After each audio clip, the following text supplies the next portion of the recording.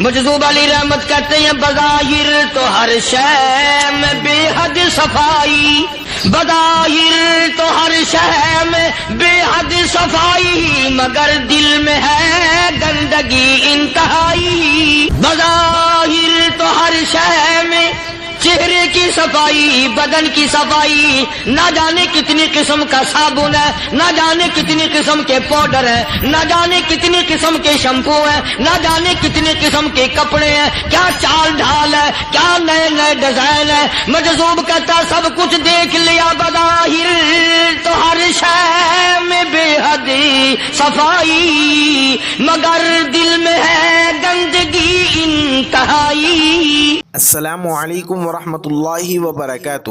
دوستوں میں پھر ایک مرتبہ قاری حنیف ملتانی صاحب کا بیان لے کر کے حاضر ہوا ہوں۔ بڑا اہم بیان ہے، سبق آموز بیان ہے، زندگی کو بدل دینے والا بیان ہے۔ اس بیان کو توجہ کے ساتھ پورا سنیے گا۔ چلیے میں بھی آپ کے ساتھ ساتھ اس بیان کو پورا سنتا ہوں۔ صلی اللہ علیہ وسلم نے فرمایا جمعے کا دن قیامت کی نشانی ہے۔ قیامت کا دن جس دن قائم ہوگا جمعہ ہی ہوگا۔ آج جمعہ تفریح کا دن ہے، آج جمعہ جوئے کا دن ہے، آج جمعہ شراب پینے کا دن ہے، آج جمعہ کھیل تماشا بے حیائی بدماشی کا دن لوگوں نے بنا لیا۔ ایک ہمارا ماحول ہے، آپ ذرا توجہ فرمائیں۔ جمعے کے دن فلموں میں رش ہے، جمعے کے دن سینما کے ٹکٹ کا رش ہے، جمعے کے دن VCR بہت زیادہ چلتے ہیں، جمعے کے دن ٹیلی ویژن پہ بڑا رش ہوتا ہے، جمعے کے دن بدماشی ہے، جوا ہے، بے حیائی، زیادہ سے زیادہ بے حیائی جمعے کے دن ہوتی ہے۔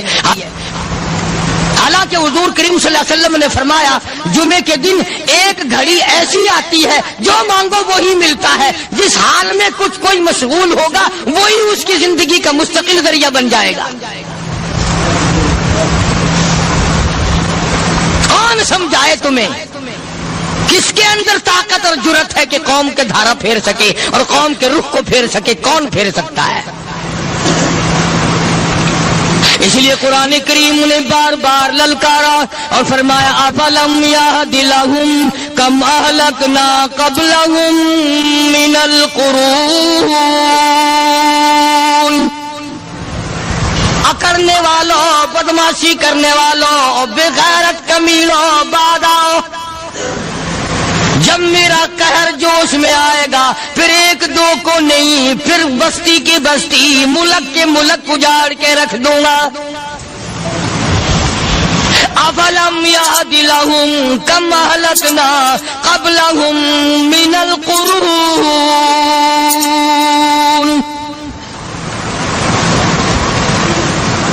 میں نے قرن کے قرن اجاڑ دیے، میں نے روئے زمین کے مالک اجاڑ دیے، میں نے ملکوں کے بادشاہ اجاڑ دیے، میں نے وزیر اعظم اجاڑ دیے، میں نے گورنروں سے بھیک کے ٹکڑے منگوا دیے۔ میں وہ خدا ہوں وتعز من تشاء وتذل من تشاء بیدک الخیر انک علی کل شیء قدیر۔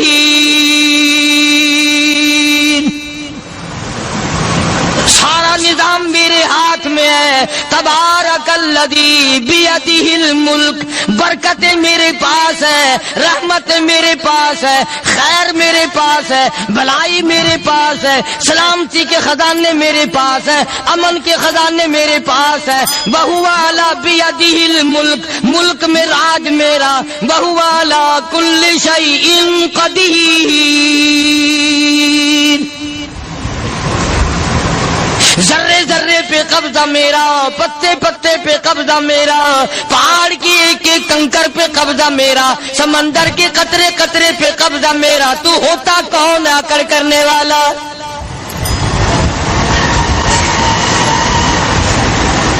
غور نہیں کرتے، سوچتے نہیں ہیں کہ کلام الہیہ ہمیں کیا بتانا چاہتا ہے۔ جناب عثمان رضی اللہ تعالیٰ عنہ فرماتے ہیں اور لوگوں میں نے ساری زندگی گزار دی، اسلام کے بعد جس دن سے میں نے کلمہ پڑھا آخری دم تک کوئی جمعہ ایسا نہیں، کوئی جمعہ ایسا نہیں گزرا اللہ کے نام پر میں نے ایک غلام خرید کے آزاد نہ کیا ہو۔ پہلے لوگ بھی جمعے کے دن درود پاک کی کثرت کرتے تھے، خیرات کیا کرتے تھے کہ 8 دن کا کفارہ ہو جائے، اللہ تبارک و تعالی راضی ہو جائے۔ آج کے دن قیامت آئے گی، نہ جانے میرا کیا حال بنے گا، کن لوگوں میں میرا شمار ہوگا۔ مدنی کریم صلی اللہ تعالی علیہ وسلم کا دربار لگا ہوا ہے، مجلس ہے آقا مدنی صلی اللہ علیہ وسلم کی۔ وہ کتنے مقدروں والے جوان تھے جو اپنے محبوب صلی اللہ علیہ وسلم کی مجلس میں بیٹھتے تھے، وہ کتنے خوش بخت اور خوش نصیبے والے لوگ تھے جو اپنے آقا کے سامنے بیٹھتے تھے۔ حضور کریم صلی اللہ علیہ وسلم نے فرمایا مجھے 3 چیزوں سے بڑی محبت ہے، 3 چیزیں بڑی پیاری لگتی ہیں، 3 چیزیں دنیا میں بڑی مرغوب ہیں مجھے۔ فرمایا ایک نماز میری آنکھوں کی ٹھنڈک ہے۔ سرکار کی پسندیدہ بات سنو، فرمایا نماز میری آنکھوں کی ٹھنڈک ہے۔ جو نماز پڑھتا ہے وہ میری آنکھوں کو ٹھنڈا کرتا ہے، جو نماز نہیں پڑھتا کیا مطلب، وہ مجھے رنج دیتا ہے۔ اور جامع ترمذی میں ایک حدیث موجود ہے، ارشاد ہے حضور کریم سب کہہ دو صلی اللہ علیہ وسلم کا، فرمایا کہ ہر پیر کے دن، ہر جمعرات کے دن ہر امتی کا نامہ اعمال میرے سامنے پیش کیا جاتا ہے۔ ہر امتی کا اعمال نامہ سرکار کے سامنے کر دیا جاتا ہے، تیرے فلاں امتی کا یہ عمل ہے۔ ذرا مسجد میں بیٹھے ہو، قبلے کی طرف منہ کیے بیٹھے ہو، لوگوں سوچو تو صحیح ہمارے اعمال نامے دیکھ کر آقا کو کتنا رنج ہوتا ہوگا، ہمارے کردار دیکھ کر، ہماری روح سیاہی کو دیکھ کر آقا کو کتنا رنج پہنچتا ہوگا صلی اللہ علیہ وسلم۔ ارے ہم نے حضور کی ذات اقدس کو رنج پہنچایا، پریشانی پہنچائی، تکلیف پہنچائی۔ پرواہ نہیں کرتے نمازوں کی، نوجوان بھی بوڑھے بھی حج کر کے بھی نماز پڑھتے لوگ، اور اب تو ویسے بھی دانا بینا لوگ ہیں۔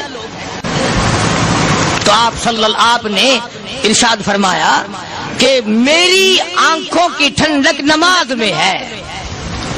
3 چیزیں مجھے پیاری ہیں پوری دنیا میں، 3 چیزیں پسندیدہ ہیں میری۔ سب سے پہلی فرمایا نماز میری آنکھوں کی ٹھنڈک ہے، قرۃ عینی فی الصلاۃ او کما قال النبی صلی اللہ علیہ وسلم۔ فرمایا جس آدمی، جس امتی کا یہ دل کرے کہ میں نبی کی آنکھ ٹھنڈی ہو، اسے چاہیے کہ نماز پابندی سے پڑھے۔ دوسرا فرمایا وفادار عورت مجھے بڑی پسند ہے۔ حضور کریم صلی اللہ علیہ وسلم نے فرمایا وفادار عورت، ہائے ہائے ہماری ماؤں سے زیادہ وفادار کون ہوں گی؟ جناب عائشہ صدیقہ رضی اللہ تعالیٰ عنہ فرماتی ہیں کالی کملی والے کے گھر میں 3 مہینے چولہے میں آگ نہیں جلتی تھی۔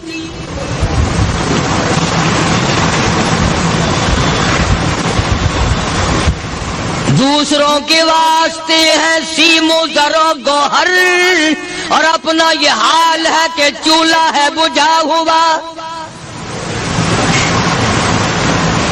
جناب عائشہ صدیقہ رضی اللہ تعالیٰ عنہ فرماتی ہیں ہمیں 24 گھنٹے میں 1 پانی کا پیالہ اور 1 کھجور کا دانہ ملا کرتا تھا۔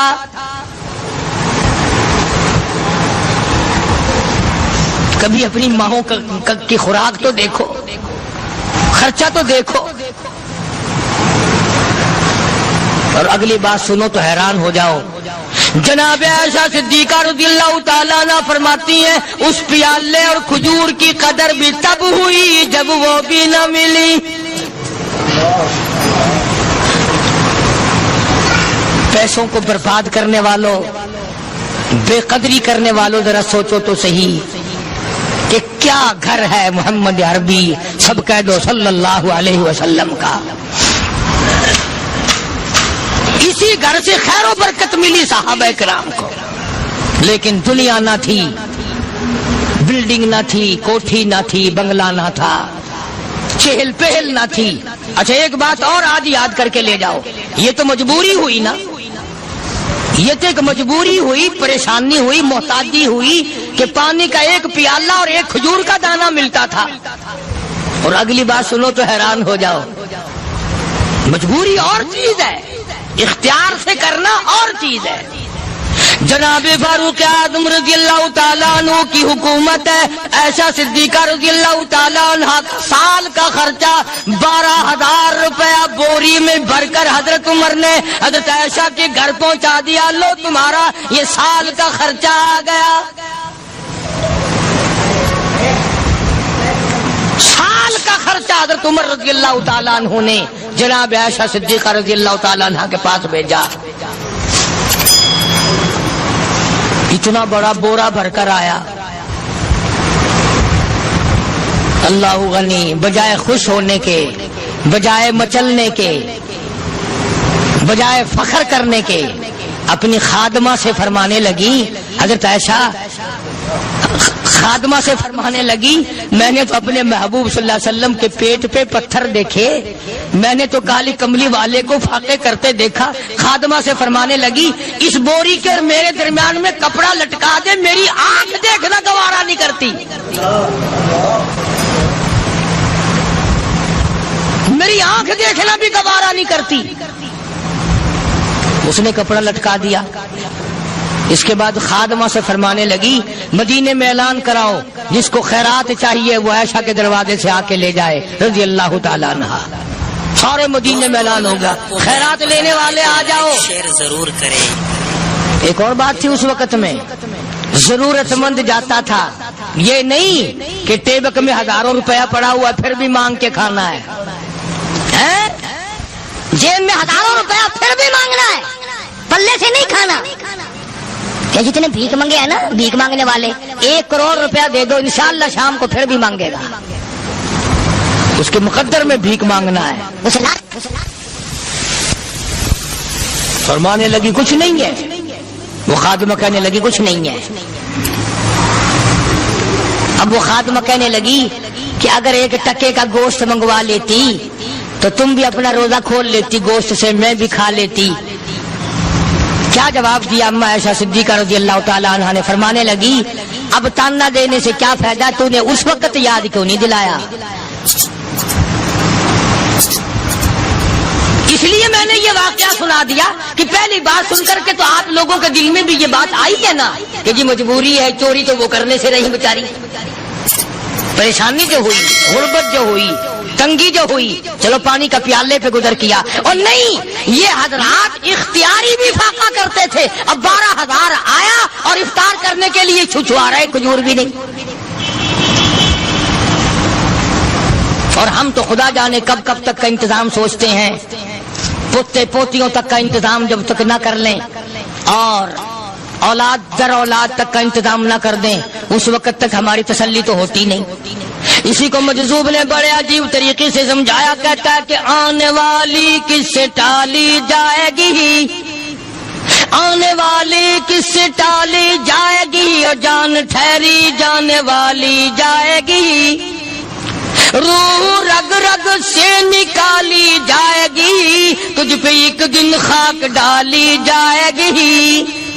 تیرے رشتہ دار عزیز اقربا دھڑا دھڑ مٹی پھینک کے ایسے آئیں گے گویا تجھے پہچانتے بھی نہیں. بڑی بڑی عجیب باتیں کہی مجذوب علیہ رحمت نے. اللہ کی رحمت نازل ہو اس کی قبر مبارک پہ آمین کا.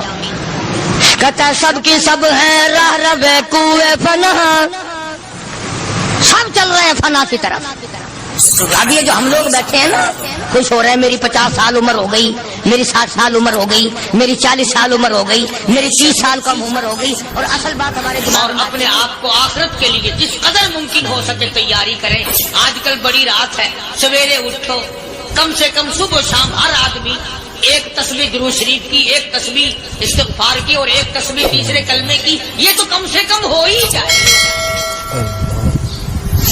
بکواس کرتے سو جاتے ہیں، بکواس کرتے اٹھ جاتے ہیں. بلا ہے کوئی زندگی کا معاملہ؟ اللہ سے معافی مانگتا سو جا اور معافی مانگتا اٹھ جا. خدا کی قسم اللہ کا دریائے کرم جوش میں آئے. تو یہ ساری چیزیں میں نے لیے عرض کی تو وقت پورا کرنے والا حساب نہیں کہ نہ جانے کس کو توبہ کی توفیق ہو جائے. کم سے کم ان 3 تسبیحوں کو ہر مرد عورت لازمی پکڑ لے. ایک تسبیح درود شریف کی، ایک تسبیح سبحان اللہ والحمدللہ ولا الہ الا اللہ واللہ اکبر ولا حول ولا قوۃ الا باللہ العلی العظیم، اور ایک تسبیح استغفر اللہ الذی لا الہ الا هو الحی القیوم واتوب الیہ یا استغفر اللہ ربی من کل ذنب واتوب الیہ، اور ایک تسبیح درود شریف کی اللہم صلی علی سیدنا مولانا محمد وعلی آل سیدنا مولانا محمد مبارک وسلم وصلی علیہ. جب ایک مرتبہ درود بندہ پڑھے گا 10 بار اللہ کی رحمت آئے گی، 10 گناہ معاف ہوں گے، 10 درجے بلند ہوں گے، 10 خطائیں معاف کر دی جائیں گی. تو کتنا بڑا اجر ہے. خصوصاً بوڑھوں کو چاہیے کہ وہ گپوں میں اپنا وقت خراب نہ کریں. خدا کی قسم قبر میں جانے کے بعد تجھے ایک سانس کی مہلت ملے. پر مجھے اس بات کا افسوس ہے کہ آپ لوگ پورا مضمون سننے کی کوشش نہیں کرتے، بلکہ بعض لوگ بالکل اخیر میں سر سے، ایک ہے جمعے کی فضیلت حاصل کرنا، ایک ہے جمعہ پڑھنا، ایک ہے سیرو نہانا، اس میں بڑا فرق ہے. ایک ہے سر سے اتارنا اور ایک ہے اس کی فضیلت کا حاصل کرنا. حدیث پاک میں آتا ہے کہ جمعے کے دن فرشتے دروازے پہ کھڑے ہو کر کے حاضری لگاتے ہیں. ہاں، اللہ صاحب مل کی ٹیکسٹائل مل کی حاضری کا تو پتا ہے، مسجد کی حاضری کا کوئی پتا نہیں. اگر دیر ہو جائے تو وہ گیٹ کیپر واپسی کر سکتا ہے، اگر دیر میں آیا تو یہ فرشتہ نہیں کہتا، لانتی ہوا پیچھے سے. بہت مدت کی بات ہے، علامہ یوسف بن نور رحمۃ اللہ علیہ زندہ تھے. میں کراچی تھا تو حضرت نے مجھے فرمایا کہ جمعہ ہمارے یہاں پڑھا دو. اب کے میری والی وہ جمعہ پڑھاتا تھا ان دنوں میں. تو میں جب گیا تو ہم ایک چھوٹے سے دروازے سے داخل ہونے لگے. ایک پٹھان کہنے لگا پرلے دروازے سے چلو، میں بھی ادھر سے جاتا ہوں. میں نے کہا کیوں؟ کہنے لگا فرشتہ ادھر رجسٹر لیے کھڑا ہے، تم ادھر سے گھس جاؤ گے تمہارا حاضری نہیں لگے گا. تو کہنے لگا فرشتہ بڑے گیٹ پہ کھڑا ہے، ادھر چلو. تو کم سے کم اس پٹھان کا تو یہ عقیدہ ہے کہ فرشتہ کھڑا ہے، اور تمہارا خیال یہ ہے کہ جمعے کے دن نہ فرشتہ ہے نہ خدا ہے، کوئی بھی نہیں ہے. اس لیے سیرت النبی صلی اللہ علیہ وسلم کا عنوان شروع ہوگا. وقتی آؤ پورا مضمون سنو تاکہ لطف آئے، دل و دماغ بنے. اور عقیدہ میں نے تمہیں بتا دیا، لا الہ الا اللہ، خدا کے سوا الہ کوئی نہیں، مشکل کشا کوئی نہیں، پیدا کرنے والا کوئی نہیں، فصل میں، دکان میں، کارخانے میں اس کے سوا برکت دینے والا کوئی نہیں. اور یہ بات بتائی کس نے؟ محمد الرسول اللہ صلی اللہ علیہ وسلم. ہمارے نبی حضرت محمد الرسول اللہ صلی اللہ علیہ وسلم نے ہمیں یہ بات بتائی. خدا کے بعد خدا کوئی نہیں، مصطفیٰ کے بعد نبی کوئی نہیں. حضور صلی اللہ علیہ وسلم کے بعد کوئی کسی قسم کا جو نبوت کا دعویٰ کرے وہ کافر ہے، دجال ہے، بے ایمان ہے، وہ خنزیر سے بدتر ہے جو میرے آقا کے ختم نبوت کے تاج کو ہاتھ لگائے گا. فرمایا لہم قلوب لا یفقہون بہا. اللہ پاک جل شانہ فرماتے ہیں جس کا دل قرآن کریم سمجھنے کا عادی نہیں. لہم قلوب لا یفقہون بہا، جس کا دل قرآن سمجھنے کے لیے تیار نہیں. وَلَهُمْ أَعْيُنٌ لَا يُبْصِرُونَ بِهَا، جس کا کان اللہ کا قرآن سننے کے لیے تیار نہیں. أَمْ لَهُمْ آذَانٌ لَا يَسْمَعُونَ بِهَا، أَمْ لَهُمْ آذَانٌ يَسْمَعُونَ بِهَا، جس کا کان خدا کا قرآن سننے کو تیار نہیں. خدائی فیصلہ سنو، اللہ کے قرآن کا فیصلہ سنو، اللہ کے کلام کا فیصلہ سنو. جس کا کان میرا کلام سننے کے لیے تیار نہیں، جس کو میرا قرآن سن کے مزہ نہیں آتا، جس کو میرا کلام سن کے حلاوت نہیں آتی، جس کو میرا کلام سن کے لذت نہیں آتی، جس کی روح تازی نہیں ہوتی، جس کو لطف نہیں آتا، جس کو کیف نہیں آتا، جس کو سرور نہیں آتا، جو میرا قرآن سننے کو تیار نہیں، جو میرا قرآن آنکھوں سے دیکھنے کو تیار نہیں، جو میرا قرآن سننے سمجھنے کے لیے تیار نہیں. آؤ پھر خدائی فیصلہ سنو. فرمایا اولئک کالانعام،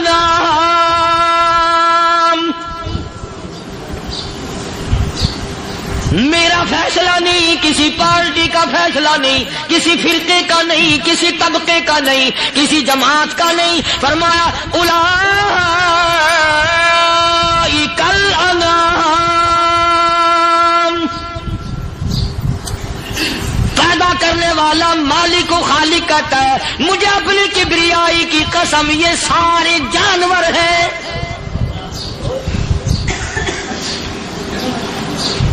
یہ سارے کے سارے جانور ہیں، یہ درندے ہیں جو ایک دوسرے کو چیر پاڑ کر کھاتے ہیں، یہ درندے ہیں جو ایک دوسرے کا خون پیتے ہیں. فرمایا بل ہم اضل، جانوروں سے بھی بدتر.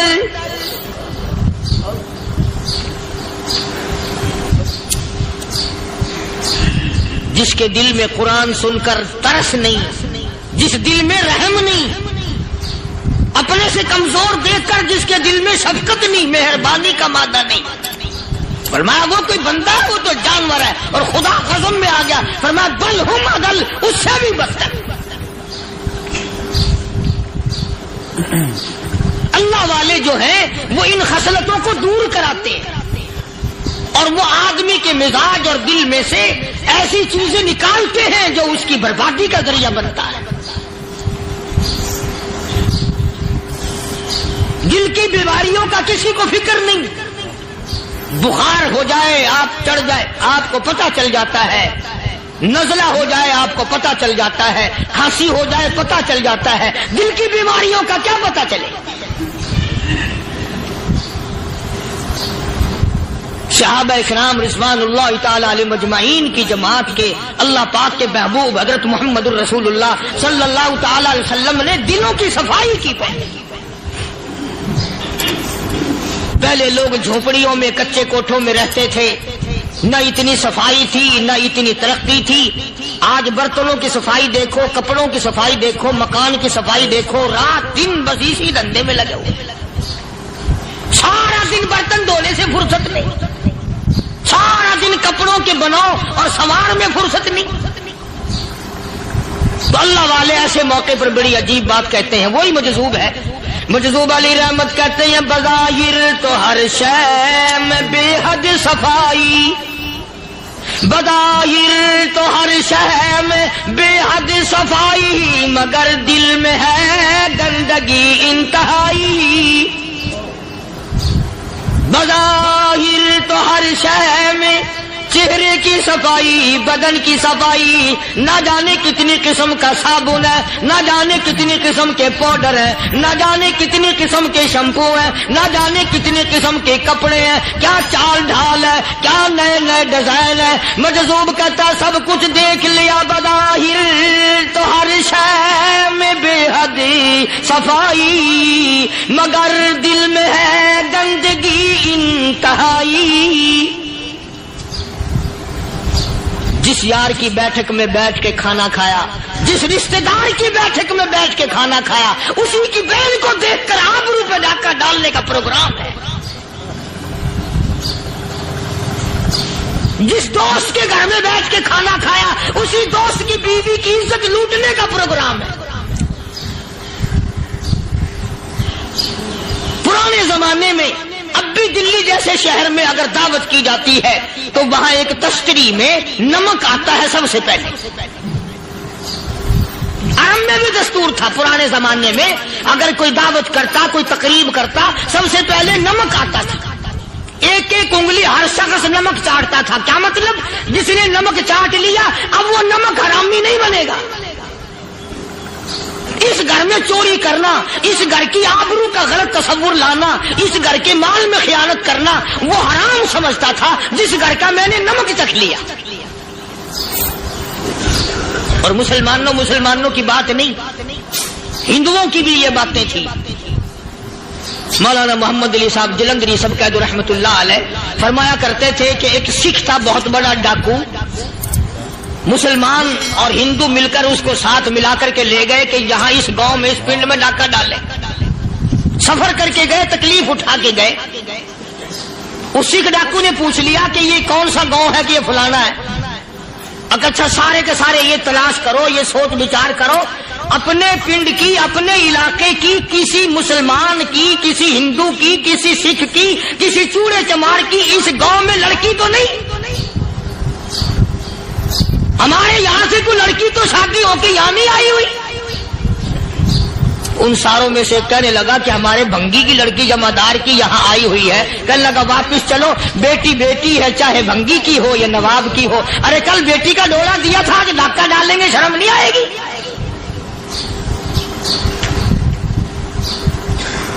آج وہ تصور کہاں چلے گئے؟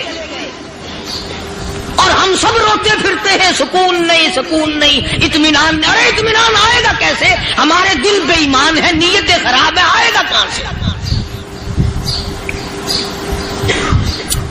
صحابہ کرام رضوان اللہ تعالی علیہ مجمعین کی جماعت نے اس قدر اس بات پہ محنت کی اور کوشش کی کہ غلط لقمہ بھی پیٹ کے اندر نہ چلا جائے.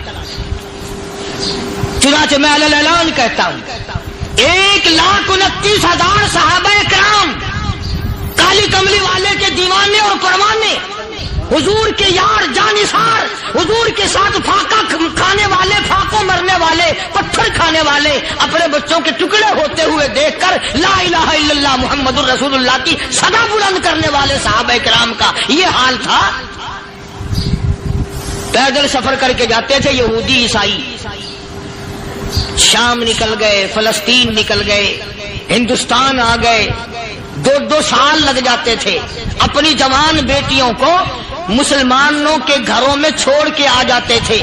کبھی نگاہ نبوت نے جن کو رنگ دیا تھا، کبھی کسی صحابی پہ ذرہ برابر الزام نہیں لگا. ان یہودیوں کا، ان عیسائیوں کا یہ عقیدہ تھا کہ محمد صلی اللہ علیہ وسلم کے جو غلام ہیں، ان کی نگاہ بھی پاک ہے، ان کے دل بھی پاک ہے، ان کے ارادے بھی پاک ہیں، ان کے ہاتھ بھی پاک ہیں.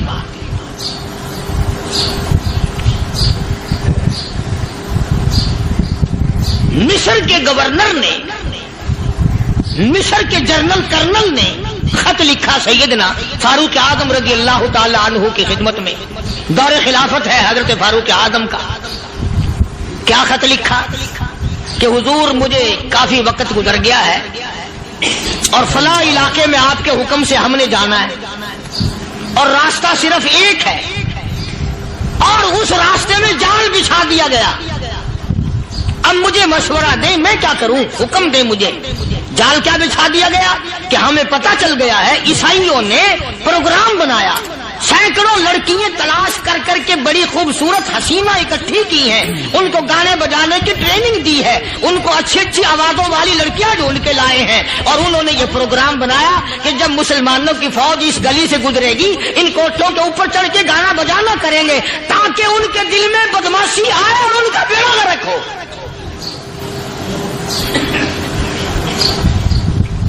کبھی کافر کا یہ عقیدہ تھا کہ مسلمان کا دل بگڑا تو یہ گیا، اس کی نیت میں خرابی آئی اور یہ تباہ ہوا.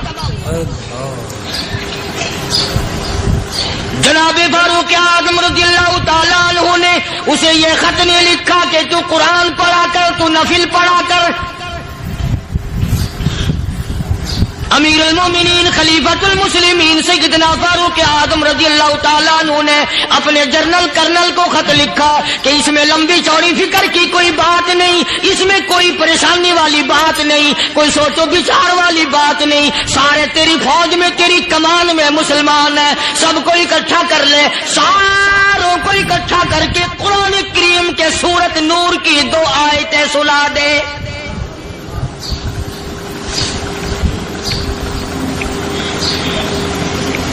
یہ بھی نہیں فرمایا کہ سزا سناؤ، اتنے کوڑے لگیں گے، جو خلاف کرے گا یوں قید ہوگی، یہ کورٹ مارشل کر دیا جائے گا، کچھ نہیں.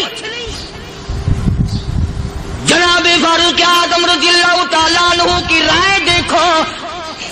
ان کے خیال میں قرآن کریم میں اتنی بڑی طاقت ہے، اتنی بڑی عظمت ہے، اتنی بڑی کرامت ہے، کلام الہی میں اتنا بڑا شرف ہے. اعلان کر دیا، فرمایا اپنے کرنل کو ساری فوج کو، لشکر کو اکٹھا کر کے قرآن کریم کی فلاں فلاں آیت سنا دے.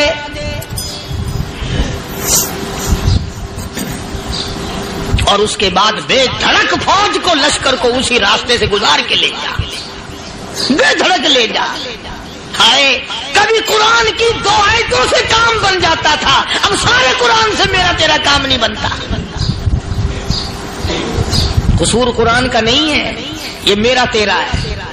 یہ تو اتنی وفادار کلام ہے، اتنی پاک کلام ہے، خدا کی قسم. ہزاروں رجسٹروں کے گتے، ہزاروں چائے کے ڈبے، ہزاروں مٹھائی کے ڈبے، لاکھوں کروڑوں دوائیوں کے ڈبے گندے نالوں پہ، کوڑیوں پہ، روڑیوں پہ پڑے ہیں، اور جس گتے نے قرآن کے ساتھ یاری لگا لی، خدا کی قسم کوئی آدمی بغیر وضو اس گتے کو بھی ہاتھ نہیں لگا سکتا. ہزاروں نہیں لاکھوں کپڑے مارکیٹ میں پڑے، پر جس کپڑے نے قرآن سے یاری لگا لی، جو کپڑا جسدان بن کر قرآن پہ چڑھ گیا، لوگ اس کو بھی چومتے ہیں، اور چومنا چاہیے. یارو کپڑے نے قرآن سے یاری لگائی تو کپڑا عظمت والا بن گیا، گتے نے یاری لگا لی تو گتا بن گیا. ہزاروں قسم کے کاغذات روزانہ ذلیل ہوتے پھرتے ہیں، جس کاغذ پہ قرآن لکھا گیا وہ عظمت پا گیا، جس سیاہی سے قرآن لکھا گیا وہ سیاہی عظمت والی بن گئی. ارے اگر مسلمان قرآن کو اپنے اندر پیدا کر لے، اس کی عظمت کو بسا لے، اس کو اپنا لاہ عمل بنا لے، اس کو اپنے سر پہ رکھ لے، تو کیا یہ بندہ قرآن کے ساتھ وفاداری کرے تو قرآن کیا خیال ہے قرآن بے وفائی کر دے گا؟ یقین نہیں، یقین اصل بات اعتقاد کی ہے.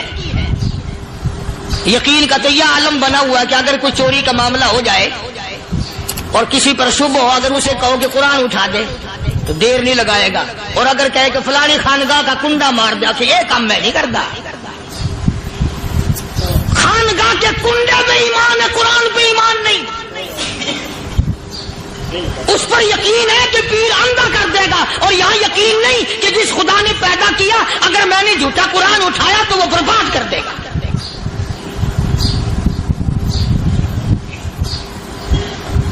عجیب عجیب لوگ. چنانچہ مصر کے کرنل نے، مصر کے جنرل نے ساری فوج کو اکٹھا کر لیا. اس نے بھی یہ بات تو نہیں کہی کہ فاروق اعظم کو دوبارہ خط لکھتا کہ حضرت یہ تو 2 آیتیں آپ نے لکھی، یہ تو سارا قرآن روز پڑھتے ہیں، پر بنے گا کیا؟ جیسے فاروق اعظم کا یقین تھا، فاروق اعظم کی فوج کے کرنل کا بھی یقین ہے، فاروق اعظم کے فوج کے جنرل کا بھی یقین ہے. اس نے ساری فوج کو اکٹھا کیا، لشکر کو جمع کیا، اور اس کے بعد کہنے لگا قل للمؤمنین یغضوا من ابصارکم وَيَحْفَظُوا فُرُوجَهُمْ ذَلِكَ أَزْكَىٰ لَهُمْ إِنَّ اللَّهَ خَبِيرٌ بِمَا يَصْنَعُونَ. او لوگو، خدا تمہیں کہتا ہے اپنی آنکھوں کی حفاظت کرو. اگر تمہاری نظریں غلط جگہ پڑی، اپنی عزت کی حفاظت کرو، اپنی آبرو کی حفاظت کرو. اگر غلط نظریں پڑی، غلط استعمال ہوئی، ان اللہ خبیر بما یصنعون.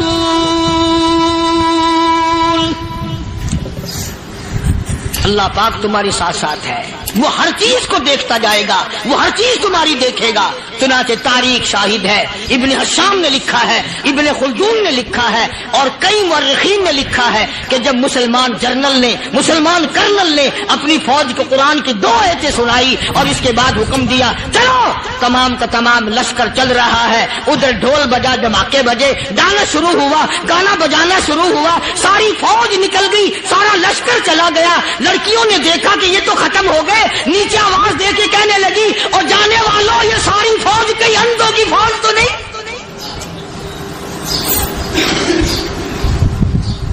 یہ حسن کا نظارہ اور یہ ڈانس اور یہ آواز، ہم ناچ ناچ کے تھک گئی، کوئی سر نہیں اٹھاتا.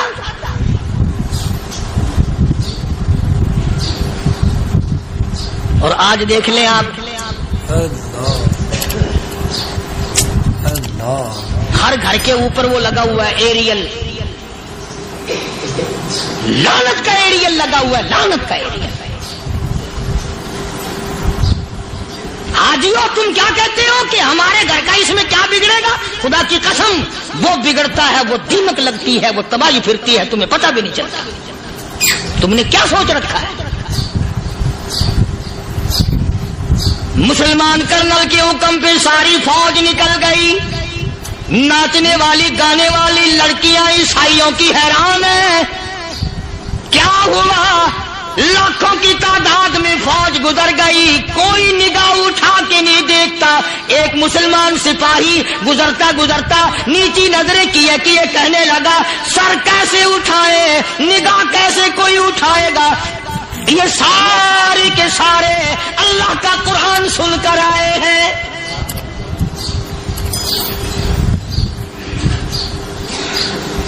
کیسے کوئی نگاہ اٹھائے گا؟ کیسے کوئی سر کو اٹھائے گا؟ یہ سارے کے سارے اللہ کا قرآن سن کر آئے ہیں. ان کا عمل ہوا نا قرآن پہ، ان کے عمل کا کتنا بڑا اثر پڑا. مورخین نے لکھا، ابن حشام لکھتا ہے عیسائی لڑکیوں نے چھلانگیں لگا دی، کوٹھی سے نیچے آ گئی، کہنے لگی عام مسلمانوں وہ قرآن ہمیں بھی سنا کے جاؤ جس میں اتنی اسپرٹ ہے، اتنی طاقت ہے، جو حسن کے نظارے سے روک دے، جو گانے بجانے سے روک دے. یہ تو آدمی کے دل کا سکون ہے. نہ گانا سنتے ہو نہ حسن کا نظارہ کرتے ہو، جاتے والے یوں نہ جاؤ، ہمیں بھی وہ قرآن سنا کے جاؤ.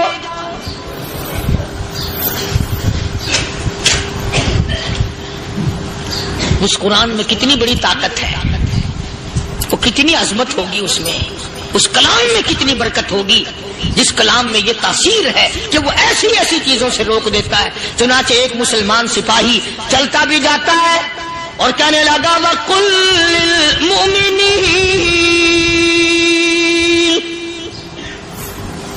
وَقُلْ لِلْمُؤْمِنِينَ. قرآن کی آیت پڑھ کے سنائی. سینکڑوں نہیں بے شمار لڑکیاں ایک مسلمان کی زبان سے اللہ کا قرآن سن کے کہنے لگی اور جانے والوں چھوڑ کے نہ جاؤ، ہمیں بھی کلمہ پڑھاؤ.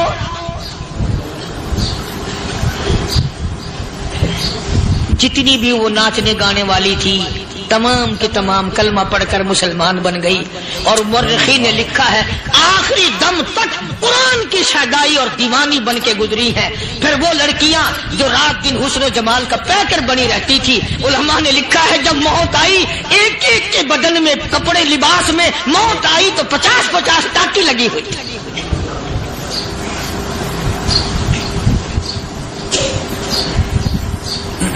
بظاہر تو آج بھی بڑی جھاڑا پنجی ہے، بڑی صفائی ہے، بڑی دوڑ دھوپ ہے. اسی کو مجذوب الاعلان کہتا بظاہر تو ہر شے میں بے حد صفائی، مگر دل میں ہے گندگی انتہائی، کبھی اس کے دھوکے میں آنا نہ بھائی، یہ سب ہے رعائی، یہ بس ہے رعائی. یہ تو چیز ہی کچھ نہیں. بڑے بڑے دھندے ہمیں پلٹتے دیکھے، بڑے بڑے نظام بگڑتے دیکھے. محمد عربی صلی اللہ تعالی علیہ وسلم کے دربار میں بڑے بڑے لوگ آتے تھے. اللہ غنی، نگاہ نبوت نے جس کو رنگ دیا سبحان اللہ، پھر قیمت بن گیا. وہ اسلام کی دولت سے پیچھے نہ ہٹا. کوئی پیچھا پھر کے دیکھا ہی نہیں کہ ہم کیا کر رہے ہیں. ایک لذت تھی، ایک کیف تھا، ایک سرور تھا صحابہ کرام. کہاں سے وہ چیز ہم لائیں؟ کیسے ہم میں وہ چیز پیدا ہوگی؟ جنگ بدر ہوا، بڑی بہترین بات ہے، توجہ لکھ کے لے جاؤ، انشاءاللہ قبروں میں دعائیں دو گے. جنگ بدر ہوا، 70 سے زیادہ کافر پکڑے گئے، مدینے میں پکڑ کے قیدی بنا کر کے لائے گئے. تنگ دستی کا زمانہ ہے، 1 سال نہیں ہوا مسلمان اجڑ کے آئے تھے، مار کھا کے آئے، پریشان ہو کر آئے، دن دولت چھوڑ کر لٹا کر آئے. ان کے پلے کیا تھا؟ شام کا وقت ہوا، مدنی کریم صلی اللہ تعالی علیہ وسلم نے مسجد کے دروازے میں کھڑے ہو کر اعلان فرما دیا کون ہے، کون ہے جو میرے مہمانوں کو کھانا کھلائے. اور وہ مہمان کوئی شہنشاہ نہیں تھے، ہیں بھی کافر، ہیں بھی اسلام کے دشمن. آئے بھی صحابہ کرام کو مارنے، میدان جنگ سے پکڑ کے لائے گئے، جنگی قیدی ہیں. اس نبی کی طرف کبھی منہ کیا کر جس نبی کا تو غلام ہے، امتی بڑا پھرتا ہے. فرمایا کون ہے جو میرے مہمانوں کو کھانا کھلائے؟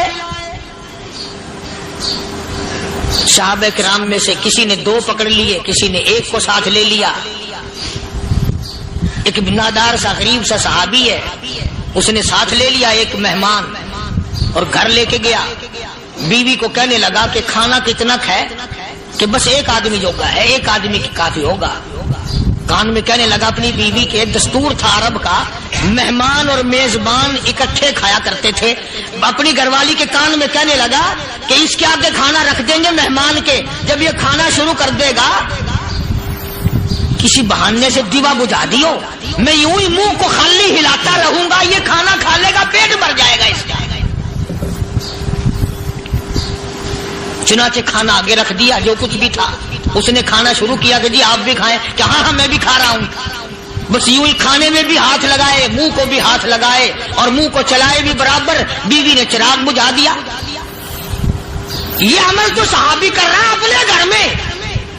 ادھر قرآن کریم نازل ہو گیا محمد کریم صلی اللہ علیہ وسلم کی ذات پہ، فرمایا وَيُؤْثِرُونَ عَلَىٰ أَنفُسِهِمْ وَلَوْ كَانَ بِهِمْ خَصَاصَةٌ وَمَن يُوقَ شُحَّ نَفْسِهِ فَأُولَٰئِكَ هُمُ الْمُفْلِحُونَ. اور میرے محبوب مبارک ہو، تیری امت میں ایسے لوگ بھی ہیں جو اپنا منہ خالی ہلا رہا ہے، بیوی بھوکی بیٹھی ہے، چراغ بجھائے بیٹھی ہے اور اپنے ہاتھ کو خالی چلا رہا ہے اور میرے بندے کا پیٹ بھر رہا ہے. اور میرے محبوب مجھے اپنی عظمت کی قسم، میں تیری ان دیوانوں پہ جنت واجب کر چکا.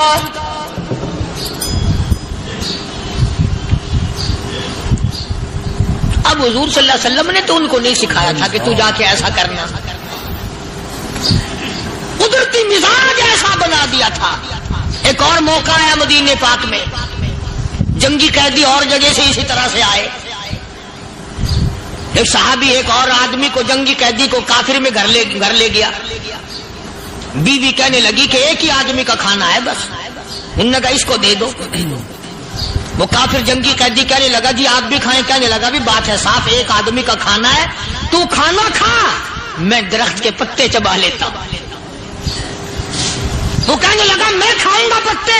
انہوں نے کہا تو رئیس آدمی ہے مکے کا، میں پرانا غریب ہوں، مجھے پتے چبانے کی عادت ہے، تیرے پیٹ میں درد نہ ہو جائے، میں عادی ہوں پتے چبانے کا. اس نے پتے چبا لیے. کافر مسافر اور مہمان جو تھا جنگی قیدی، اس کو کھانا کھلا دیا. دوسرے دن پھر ایسی نوبت آئی. اس نے کہا آپ بھی میرے ساتھ کھانا کھائیں گے؟ کہ نہیں بھائی تو کھا، میں بچے چبانے کا عادی ہوں. 2 دن تو اس کافر نے کھانا کھا لیا اور جب تیسرے دن اس کے آگے کھانا آیا انہوں نے کہا بھائی تو ہی کھا، بس اتنا ہی کھانا ہے، میں تو میاں بیوی ہم تو پتے چبا لیں گے. اور کہنے لگا مدینے والوں تم خود پتے چباتے ہو، دشمنوں کو کھانا کھلاتے ہو، آج میری بھی ایک شرط ہے، پہلے کلمہ پڑھا پھر کھانا کھلا.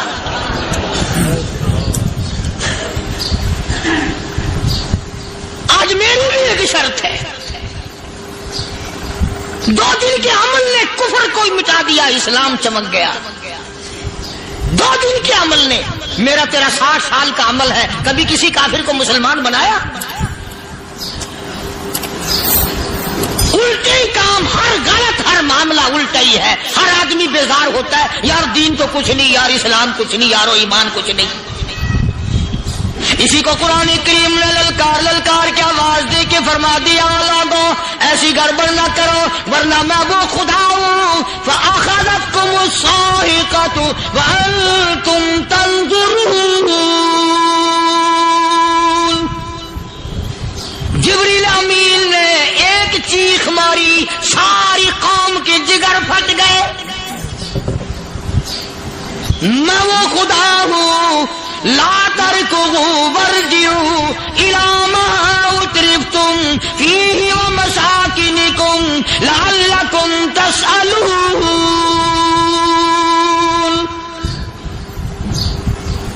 مکان چھوڑ کے بھاگتے ہیں، ماحول چھوڑ کر بھاگتے ہیں، معاشرہ چھوڑ کر کے بھاگتے ہیں. خدا کہتا آؤ جن مکانوں پہ تمہیں ناز تھا وہ یہ کھڑے بھاگ آ رہے. اسی کو قرآن کریم کہتا ہے ان الذین قالوا ربنا اللہ ثم استقاموا، وہ آدمی جس نے لا الہ الا اللہ محمد الرسول اللہ صلی اللہ علیہ وسلم پڑھا، اللہ کی توحید کا اقرار کر لیا، او میرے مالک تیرے سوا میرا کوئی مشکل کشا نہیں، حاجت روا نہیں، میرے دل کے بھید کو جاننے والا نہیں، میری بگڑی بنانے والا کوئی نہیں، اجڑوں کو بسانے والا کوئی نہیں، کھیتی کو آباد کرنے والا کوئی نہیں، ایک دانے سے سینکڑوں دانے بنانے والا تیرے سوا کوئی نہیں.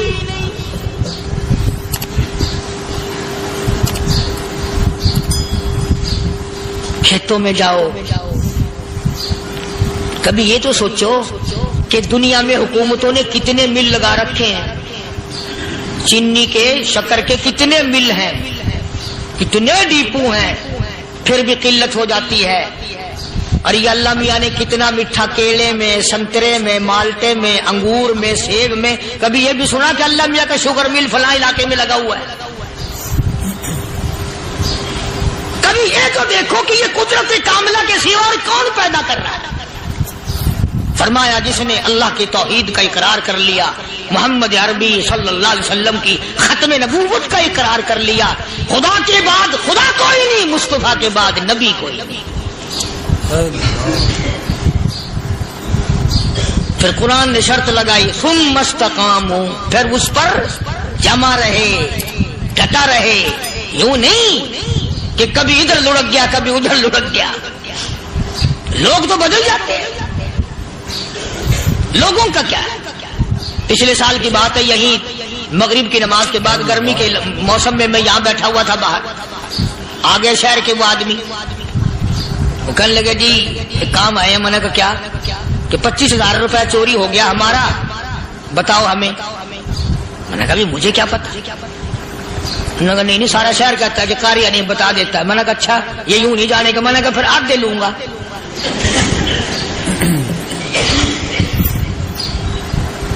25,000 گم ہوئے ہیں نا، 12.5 میرے 12.5 تمہارے. کہنے ہیں دیکھو نا جی بال بچے چھوٹے چھوٹے غریب بچے ہیں جن کے وہ پیسے ہیں. میں نے کہا اچھا میں بادشاہ لگا ہوا ہوں.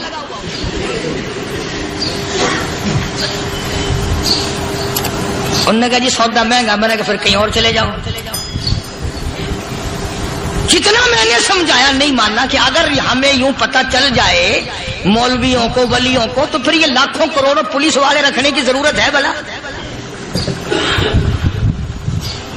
اتنی بڑی فوج کا رکھ کر کیا کریں گے ہم؟ اربوں روپیہ فوج کا خرچہ ہے. 2 ولی، ایک ولی کو اس بارڈر پہ بٹھا دیں گے، ایک ولی کو اس بارڈر پہ بٹھا دیں گے.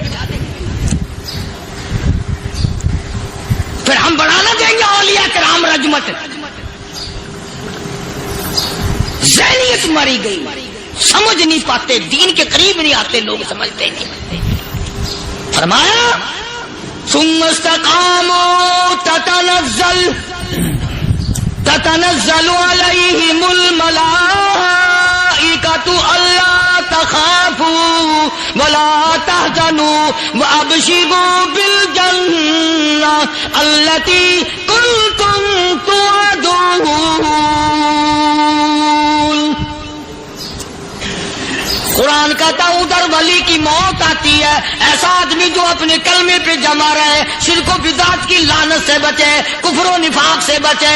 ادھر موت آتی ہے، ادھر فرشتے کہتے ہیں گھبرانا، غم نہ کر، بہشت کے دروازے تیرے لیے سارے کھلے ہوئے.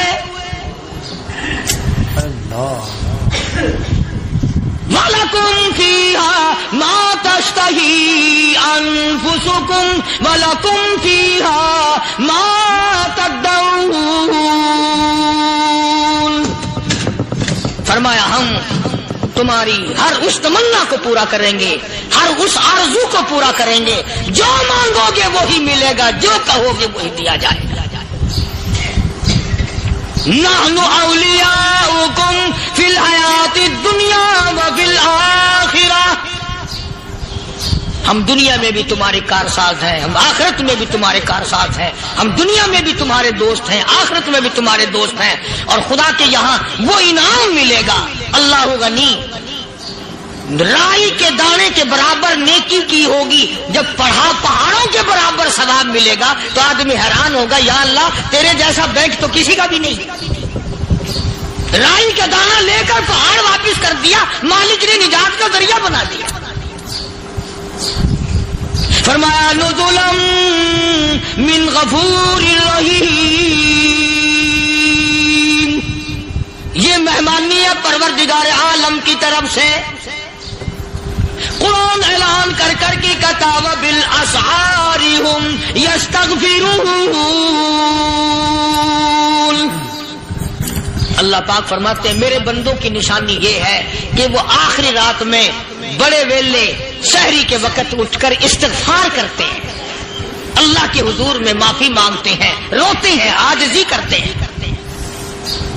کہتا کہ ایک تڑپ سی دل میں امنگتی ہے، ایک درد جگر میں ہوتا ہے، ایک تڑپ سی دل میں امنگتی ہے، ایک درد جگر میں ہوتا ہے، ہم رات کو رویا کرتے ہیں جب سارا عالم سوتا ہے۔ سب لوگ سوئے ہوئے ہوں اور اللہ کا دروازہ کھٹکھٹا، اندھیرے میں مالک کائنات کے سامنے جھولی پھیلا، اپنی بگڑی کا سوال کر، اپنی مشکلات اس مالک کے سامنے پیش کر جو سارے جہان کا خالق و مالک ہے۔ عقیدہ بھی بناؤ، اعمال بھی بدلو، مزاج بدلو، طبیعتوں میں انقلاب لاؤ، اور لوگوں ان گھروں کو مسلمانوں والے گھر بناؤ۔ تم برا مان کے جاؤ یا بھلا مان کے جاؤ، میں اپنے عقیدے کی بات کو چھپاتا نہیں۔ جس گھر میں کوئی مرد عورت قرآن کے کھولنے والا نہیں، میں اس گھر کو مسلمان کا گھر نہیں کہتا، وہ چوڑے اور کرار اور سکھ کا گھر ہے۔ تمہیں یہ سکھایا کس نے ہے کہ مرنے کے بعد قرآن پڑھا جاتا ہے اور ساری زندگی میں نہیں پڑھا جاتا؟ یہ قرآن مردوں کے لیے تھوڑی آیا، یہ زندوں کے لیے آیا۔ حدیث پاک میں آتا ہے، حضور کریم سب کہہ دو صلی اللہ علیہ وسلم نے فرمایا، عیسیٰ علیہ الصلوۃ والسلام ایک قبرستان سے گزرے، گورستان سے گزرے تو ایک قبر کو دیکھا، وہ نبی ایسا تھا، اس کے معجزات ایسے تھے۔ قبر میں دیکھا تو ایک بڑھیا جل رہی ہے، سڑ رہی ہے، تباہ ہو رہی ہے، رو رہی ہے۔ تو عیسیٰ علیہ الصلوۃ والسلام پناہ کر کے وہاں سے گزر گئے۔ چند دنوں کے بعد جو اسی قبر کے پاس سے گزرے تو عیسیٰ علیہ السلام کو دھیان آیا کہ اس قبر میں ایک بڑھیا بڑی عذاب بھگت رہی تھی، مگر اس دن جو دیکھا وہ تو عیش میں بیٹھی، تخت میں بیٹھی آرام کر رہی ہے۔ سیدنا عیسیٰ علیہ الصلوۃ والسلام نے اللہ پاک سے سوال کر دیا، الہی مرنے کے بعد تو آدمی کوئی نیکی بھی نہیں کر سکتا، اس نے کیا کر لیا کہ اس کا سارا نظام بدل گیا؟ آواز آئی، اے عیسیٰ لکھ کے لے جاؤ یہ بات، حضور کا فرمان ہے۔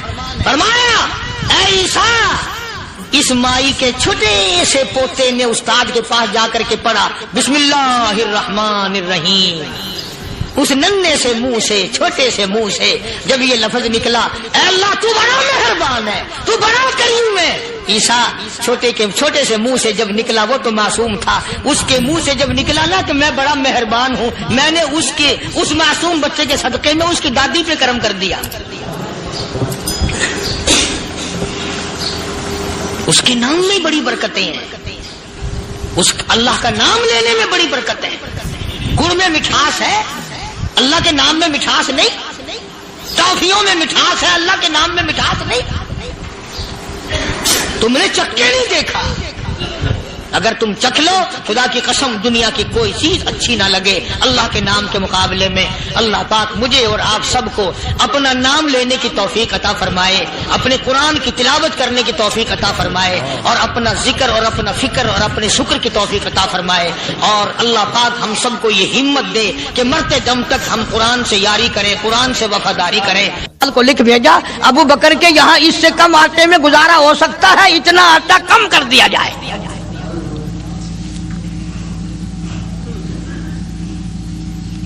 تم کیا جانو ابو بکر کون ہے؟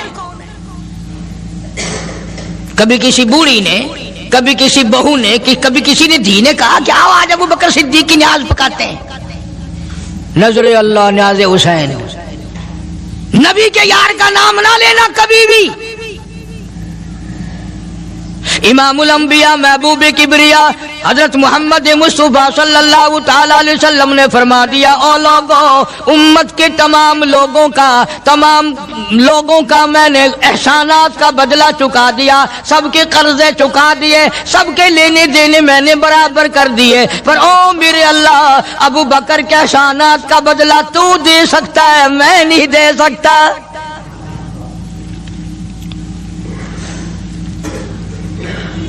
सारा घराना बड़ा अजीब है, घर का घर बड़ा अजीब है। हिजरत फरमाकर तशरीफ ले गए नबी करीम सबका जो सल्लल्लाहु अलैहि वसल्लम की ज़ात अक़दस के साथ तशरीफ ले गए। सिद्दीक़ अकबर का वालिद जिंदा है, अबू कुहाफा बूढ़ा है, आंखों से नाबीना है, अभी ईमान नहीं लाया हिजरत वाली रात तक, बाद में लाया है। लाठी के सहारे घर आया, पता तो चल गया ना कि रात चला गया नबी के साथ मेरा बेटा, और आके पोतियों को कहने लगा, क्यों अस्मा जी दादा जान, मेरा तो अपना ख्याल ये है कोई टेडी, कोई पैसा, कोई कपड़ा, कोई गल्ला तुम्हारे लिए नहीं छोड़ के गया होगा।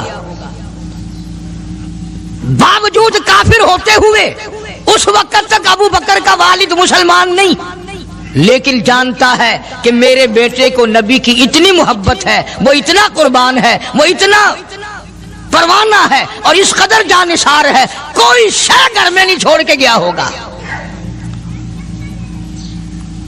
सैयदा अस्मा रज़ी अल्लाह ताला अन्हा, छोटी सी बच्ची है सिद्दीक़ अकबर की, कहती है कि मैंने एक हीला बनाया, हमारे यहाँ दीवार में एक आला सा मेरे वालिद ने बना रखा था, उसमें पैसे रखते थे, तो मैंने वहां ये मिट्टी के टूटे हुए बर्तनों के ठिप पर डाल दिए और ऊपर कपड़ा डाल दिया, और मैंने अपने दादा से कहा, नहीं दादा जान, अब के तो अब्बा जी ने हद कर दी, बहुत सारा माल हमारे लिए छोड़ के गए हैं। उन्होंने कहा, बेटी मेरा यकीन नहीं पड़ता, वो नबी के बगैर एक पैसा तो क्या, वो अपनी जान पीछे रखने को तैयार नहीं। उन्होंने कहा, नहीं दादा जरा आओ तो सही। कहती हैं कि मैंने अपने दादा का यूं हाथ पकड़ के, दिखता तो था नहीं, उस कपड़े के ऊपर ऊपर फेर दिया कि देखिए ये आला है ना, ये ताक डाला कि सब भरा पड़ा है। ये कहने लगा, अच्छा अच्छा अच्छा, बहुत अच्छा किया, तुम्हारा गुजारा हो जाएगा, मुझे बड़ा फिक्र था, मुझे बहुत परेशानी थी, अब मैं बेफिक्रा हो गया कि तुम्हारे लिए तुम्हारा अब्बा खाने पीने के लिए तो छोड़ गया। सैयदा अस्मा कहती है, हालांकि जिस वक्त मैंने ये कार्रवाई करके दिखाई, हम 2 दिन के भूखे थे।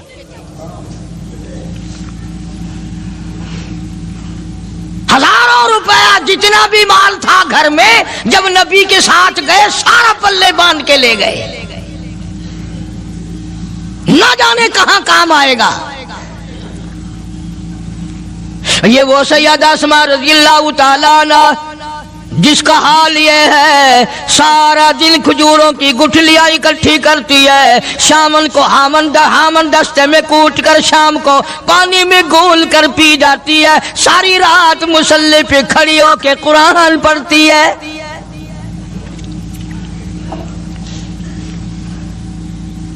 अजीब किस्म का घराना है सिद्दीक़ अकबर रज़ियल्लाहु ताला अन्हु का। गुर्बत नहीं थी, सारे का सारा कुर्बान करके गुर्बत बना दी।